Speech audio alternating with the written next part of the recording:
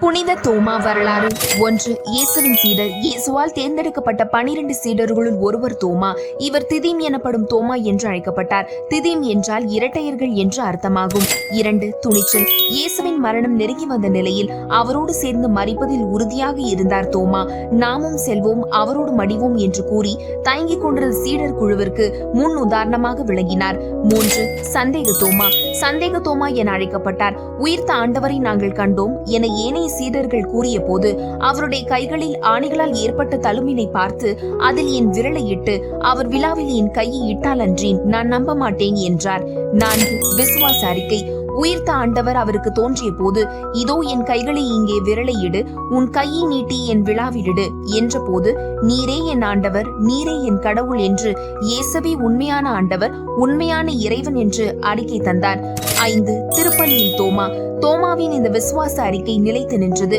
திருப்பலியின் நற்கருணை மன்றாட்டின் போது குருவானவரால் அப்பமும் ரசமும் உயர்த்தப்படும் போது ஒவ்வொரு விசுவாசிகளின் நாவும் தோமாவின் விசுவாச அறிக்கையை மனதிற்குள்ளே அல்லது சற்று முனங்களாக அறிக்கை செய்கிறார்கள். 6. இந்தியா தேர்வு.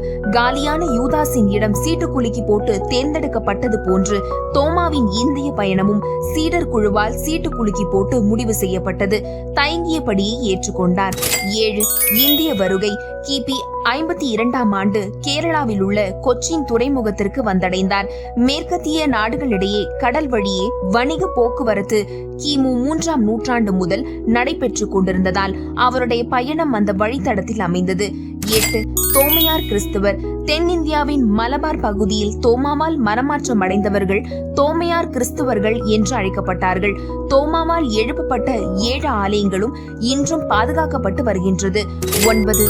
மறை சாட்சியம். தோமாவின் நற்செய்தி பணியால் கிறிஸ்தவம் இந்திய மண்ணில் வேகமாக வளர்ந்த நிலையில் விரக்தியுற்ற யூசேரியர்கள் அவர் மலை குகையில் தனியாக முழங்கால் படியிட்டு ஜெபித்துக் கொண்டிருந்த போது படை வீரர்களை அனுப்பி ஈட்டியால் குத்தி கொன்று போட்டார்கள்.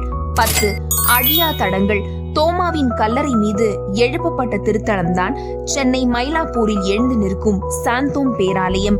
இன்று தோமையார் மலை என அழைக்கப்படும் பரங்கி மலையில் தோமையார் வேத சாட்சியாக மரித்தார். தோமா விட்டு சென்ற தடங்கள் சென்னை சைதாப்பேட்டை ஆலை குகைக்குள் காணப்படுகின்றது. தோமாவின் அறிக்கை காணப்படும் நற்செய்தி நூல் எது? கமெண்ட் செய்யுங்கள். நன்றி.